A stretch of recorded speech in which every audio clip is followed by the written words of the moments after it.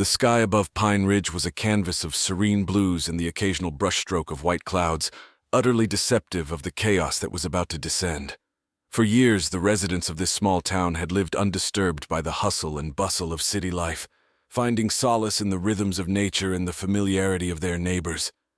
However, today, the quiet afternoon was sliced open by the shriek of air tearing apart, heralding the arrival of something otherworldly. As children paused their games and looked up, and shopkeepers stepped out onto the pavement, a massive structure broke through the clouds. It was unlike anything Earth had ever hosted. The ship, if one could call it that, was colossal, bristling with appendages that glowed with an eerie light, and surfaces that shimmered, reflecting the town below in distorted waves. The ground trembled as it hovered ominously above the town center, casting a colossal shadow that turned day into dusk. Mayor Thompson, a robust man with years of uneventful leadership under his belt, was the first to react. His voice crackled over the emergency broadcast system, a relic rarely used except in drills. All residents are advised to seek immediate shelter. This is not a drill. I repeat, seek immediate shelter. Inside their homes, families huddled around televisions as news channels began to relay live feeds from Pine Ridge. Analysts and government officials speculated about the intentions behind this sudden visitation, but one thing was clear. Humanity was not alone in the universe, and the first contact was not friendly. The ship's lower section opened like the maw of some giant beast, and from it descended beings of a stature and form that nightmares are woven from. They were bipedal, like humans, but that was where the similarities ended. Their skin was a slick, dark material that seemed to absorb light. Eyes, large and unblinking, sat deep in their angular faces, and their mouths were lined with what appeared to be razor-sharp protrusions instead of teeth. Armed with technology that defied human understanding, these beings began their incursion. Energy weapons that emitted devastating beams of light cut through buildings as if they were made of paper, and armored vehicles were swatted aside like toys. The initial response from Pine Ridge's law enforcement was brave but futile. Bullets seemed to either ricochet off invisible barriers or simply miss their targets as the aliens moved with terrifying speed and precision. It was a massacre, and within hours the town was in ruins. But humanity is not so easily cowed. From the ashes of that first disastrous encounter, a resistance began to form. It was not just the military strategists and the government at work. Ordinary citizens, driven by a mix of fear, anger, and an overwhelming desire to protect their home, started to organize. Jenna Carter, a former aerospace engineer whose career had taken a back seat to raising her family, emerged as one of the leaders of this burgeoning resistance. Using her knowledge of physics and engineering, Jenna began to devise ways to counter the alien technology. Her home workshop became a makeshift lab, where salvaged alien tech was dissected and studied. As days turned into weeks, Jenna and her team of volunteers developed what they hoped would be their secret weapon. It was a device designed to disrupt the aliens' energy shields, a piece of technology reverse-engineered from the very beings that sought to eradicate them. Tonight, under the cover of darkness and with the fate of their town, and perhaps all of humanity, hanging in the balance, Jenna and her team were ready to strike back. They had lured a small patrol into a trap set on the outskirts of what remained of Pine Ridge. As the alien figures approached, cloaked in their nightmarish armor, Jenna held her breath and activated the device. There was a moment of silence, a breath suspended in time, as the world seemed to wait for the outcome. Then, with a crackle and a flash of light that rivaled the sun, the shields fell, and for the first time, the aliens looked vulnerable. The humans struck with everything they had, their improvised weapons and newfound tactics blending into a symphony of retaliation. The aliens were fast and deadly, but humans were cunning and relentless. As the first light of dawn crept over the horizon, it found a group of weary but resolute humans standing over the remnants of their foes. They had won this battle, but the war was just beginning. In the aftermath of their unexpected victory, the Resistance's morale soared. Word of their success spread like wildfire, sparking hope and igniting a fervor to fight back across the neighboring regions. Jenna's workshop evolved into the hub of a rapidly expanding network, attracting not only engineers and scientists but also tacticians and ex-military personnel. Together, they enhanced their strategies and weapons with alien technology, transforming fear into a tool as sharp as any blade. On the other side of the globe, in the heart of a bustling metropolis that had yet to see the invaders firsthand, General Marcus Halden prepared his response. With Pine Ridge's encounter providing crucial data, Halden's approach was methodical and merciless. He commandeered every available resource, turning skyscrapers into fortresses and streets into labyrinths designed to confuse and decimate the alien forces. The invaders, realizing the tenacity of their human adversaries, adapted their tactics as well. New types of creatures appeared on the battlefield, some with thick, armored skins that repelled the most powerful human weapons, others that moved with such speed they were almost blurs on the cameras monitoring the perimeters. But humans had their own surprises. Dr. Emil Lang, a neuroscientist turned wartime innovator, introduced a device that could intercept and translate the alien communications. The scrambled, clicking sounds of the alien language soon gave up their secrets, revealing not just military tactics, but also hints of dissent among the invaders. This intelligence led to a bold plan. Under the cover of night, a specialized team infiltrated an alien outpost, planting explosive devices that utilized alien energy cells. The resulting explosion was more than just a physical blow. It sent a message that humanity would not yield, not to fear, nor to superior firepower. Meanwhile, Jenna faced challenges beyond the battlefield. Her young daughter, Mia, struggled to understand why her mother was always so busy, why the world had turned so chaotic. Jenna, caught between her role as a protector of humanity and a mother, explained the necessity of their fight through stories of Earth's past heroes and legends, hoping to instill both courage and caution in her child. As the war escalated, so did the human understanding of alien weaknesses. The Resistance discovered that certain frequencies of sound caused visible discomfort and disorientation among the alien troops. With this knowledge, they developed sonic weapons, turning the invaders' heightened sensitivity against them. In a daring operation, human forces used these new weapons to liberate a town under siege. As the alien defenders clutched at their heads, overwhelmed by the crippling sonic assault, human fighters swept through the streets, reclaiming their town with cheers of victory and cries of defiance. With each success, the network of resistance cells grew, weaving a tapestry of rebellion that spanned continents. The aliens had come to Earth expecting an easy conquest, but they found a species united by a common cause, ready to defend their home at all costs. As Earth spun silently in space, bathed in the light of a distant sun, it was no longer just a planet in a vast universe. It was a battleground, a place where the fate of two species would be decided. And beneath the shadow of invasion, humanity showed that while they could be hunted, they could also hunt. The war had reached a stalemate, with Earth's cities transformed into fortified strongholds and alien forces lurking in the shadows of their decaying ships. The invaders had underestimated human resilience, and now, both sides were entrenched, seeking any advantage in a conflict that had no end in sight.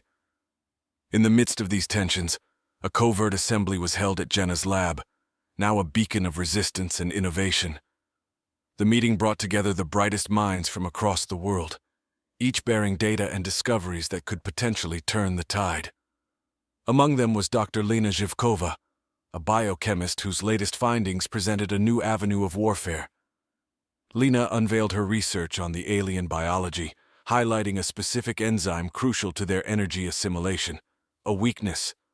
Her team had developed a synthetic pathogen that could disrupt this process, effectively starving the aliens of the energy they needed to sustain their physiology and technology.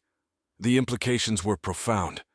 This bioagent could be the key to crippling the alien forces discreetly and decisively. However, its use brought moral and ethical questions to the forefront. Was the use of biological warfare justified, even against an invading force? The debate was heated, with lines drawn not just between right and wrong, but between survival and humanity's moral compass. Amidst this philosophical battle, tactical updates streamed in. Alien activity had spiked around the major resistance hubs, suggesting they were preparing for a significant offensive.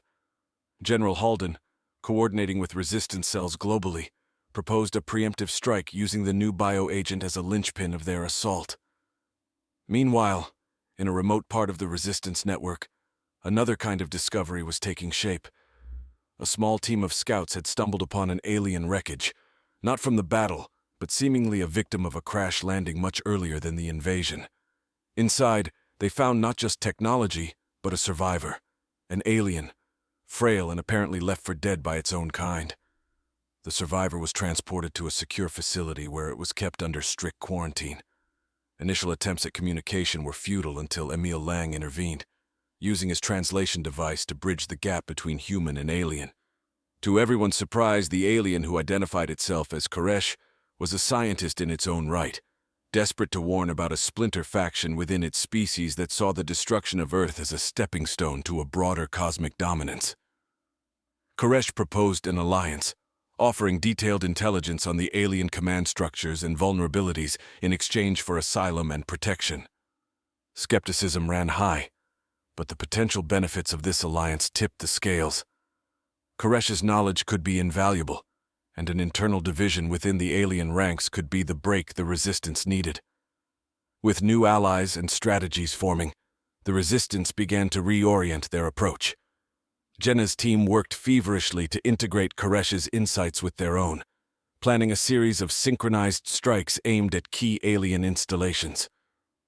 The bioagent remained a contentious tool, but its deployment was ultimately approved, masked within a larger operation that would test the strength and resolve of both the human and alien factions.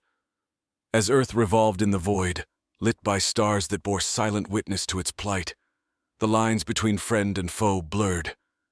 The battlefield was evolving, and with it, the very nature of the war itself. Humanity was learning that in the vastness of space, enemies could be allies, and the true face of the enemy might yet be revealed. With the alliance between Koresh and the human resistance solidifying, mistrust and speculation buzzed through the ranks of both parties. Koresh's revelations about the internal conflicts within the alien forces offered a glimpse of hope and a strategic advantage that was too significant to ignore. The resistance prepared to capitalize on this new intelligence, devising operations that would exploit these fissures to their fullest. In the war room, Jenna reviewed the plans with her team.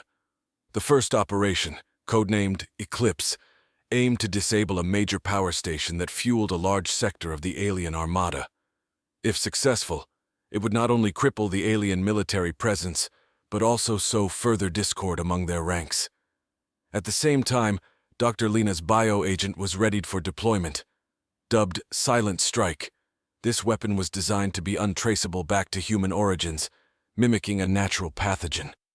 Lena had engineered it to break down quickly to avoid long-term ecological damage, but its immediate effects on the alien physiology were devastating. The night before the operation, Jenna visited Koresh, who was kept in a secure, isolated chamber. They communicated through a transparent barrier, with Emil's device translating their words. Jenna studied Koresh, trying to discern any hint of deceit. Koresh's demeanor was calm, its voice a series of soft clicks that the device rendered into somber tones. "Your success is now my people's hope as well," it said, its large, reflective eyes meeting hers squarely. "We, too, desire peace and a return to our path." Reassured but vigilant, Jenna left the chamber to join her team. The operations kicked off simultaneously at dawn. Teams equipped with the latest hybrid technology moved stealthily towards their targets. General Halden coordinated the military maneuvers, ensuring that any alien attempts to reinforce their power station were intercepted and neutralized. The resistance fighters reached the power station without encountering significant resistance. Using explosives crafted from alien materials, they delivered a crippling blow to the facility, sending cascades of sparks into the early morning sky. As the station faltered, a large portion of the alien defense grid went dark, creating chaos among their ranks. Simultaneously, the silent strike was deployed in the water supply of a major alien encampment. Within hours, reports confirmed its efficacy. The aliens, crippled by the bioagent, were unable to mount a coherent response. This covert assault marked a significant turning point, demonstrating the power of biological warfare while highlighting the ethical shadows it cast. As the Resistance celebrated these victories, new challenges emerged. The aliens, realizing that a traitor within their midst had provided humans with critical intelligence, tightened their security protocols and launched a counter-investigation that threatened to expose Koresh, and by extension, the fragile alliance. To protect their new ally, Jenna's team moved Koresh to an even more secure location, a hidden base deep underground, previously part of a forgotten military bunker system. Here, Koresh continued to provide invaluable insights, detailing the socio-political structures of its species that could be leveraged for future negotiations or conflicts. As Earth adapted to this new phase of warfare, the dynamics of the conflict shifted.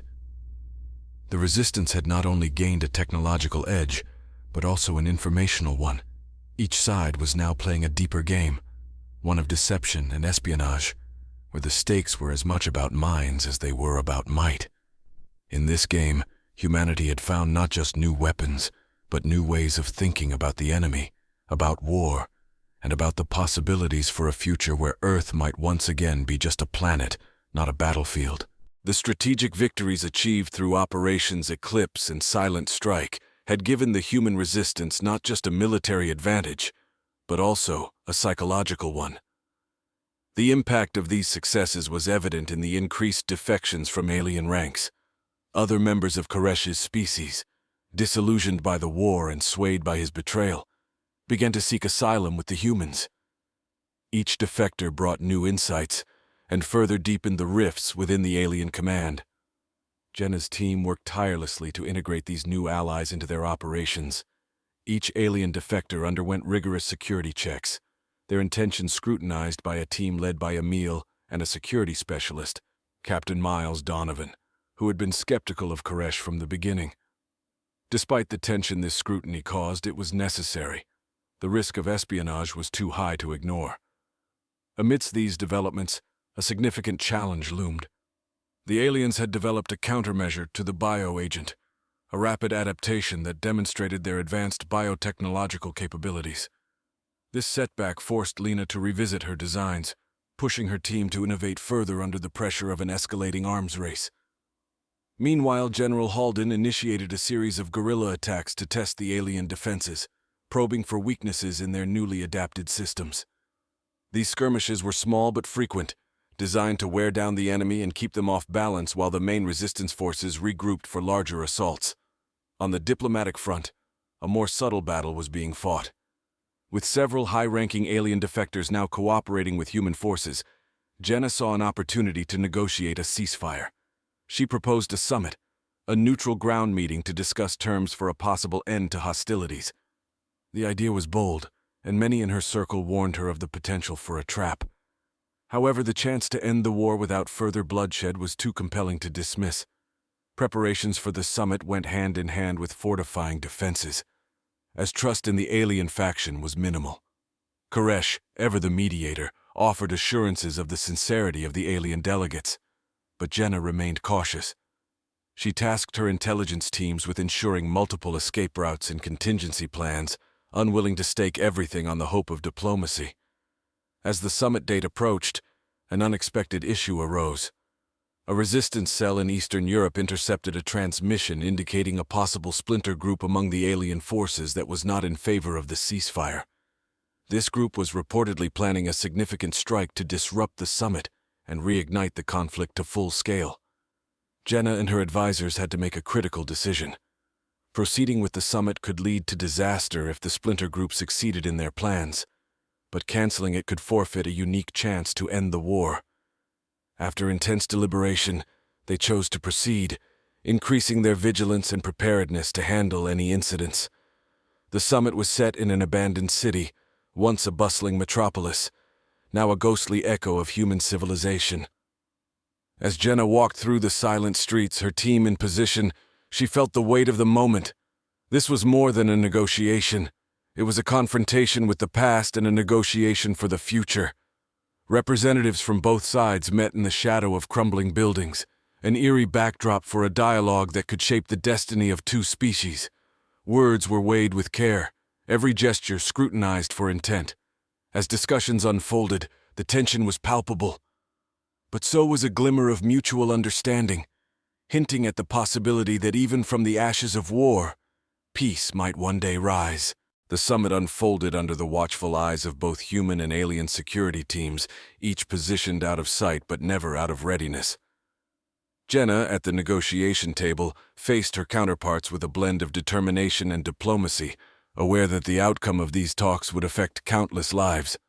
The talks were tense, punctuated by moments of uneasy silence and intense debate. The alien delegates, led by a high-ranking official named Moral, expressed a strong desire for peace, but also conveyed their concerns about the stability of their own ranks. Moral shared intelligence on the splinter group's plans, confirming the threats intercepted by Jenna's team. As the summit progressed, an urgent message reached Jenna. A resistance cell had engaged the splinter group near the summit location, preventing an imminent attack. The news bolstered the atmosphere in the negotiation room, reinforcing the need for a swift and concrete resolution to prevent further violence. With renewed urgency, Jenna proposed a framework for peace that included disarmament phases for both sides, the establishment of a joint surveillance task force, and a plan for the repatriation of alien forces with guarantees for the safety of defectors. Moral and his team deliberated before agreeing to most of the terms, with amendments to address specific security concerns for their people. As the final document was drafted, Jenna communicated with her advisors and military leaders, ensuring the terms were realistic and enforceable. The agreement was signed under the pale light of dawn, witnessed by those who had survived the darkest hours of the conflict. The aftermath of the summit saw a cautious but tangible shift towards peace. Alien technology and insights were integrated into human society more openly, leading to advancements in medicine, energy, and environmental restoration. Jenna's role transitioned from military strategist to a leader in peacetime reconstruction, focusing on rebuilding the cities and lives shattered by the war. Lena continued her work in biochemistry, now directed towards healing and enhancing life rather than devising weapons. Her innovations helped cure diseases and improve the quality of life for millions, earning her numerous accolades and a lasting legacy in the scientific community. General Halden oversaw the gradual demilitarization of Earth's defenses, turning former battlegrounds into memorials and museums dedicated to the lessons of the war. His leadership helped maintain stability during the transition period, ensuring that the military's role in society was redefined towards peacekeeping and disaster relief. Koresh became a liaison between Earth and the alien civilizations, advocating for Earth's interests in interstellar councils and fostering diplomatic relations with other species. The knowledge and cultural exchanges that followed enriched both human and alien societies, opening up new frontiers in space exploration and cooperation. As peace settled over Earth, Jenna found herself reflecting on the long, arduous path that had led here.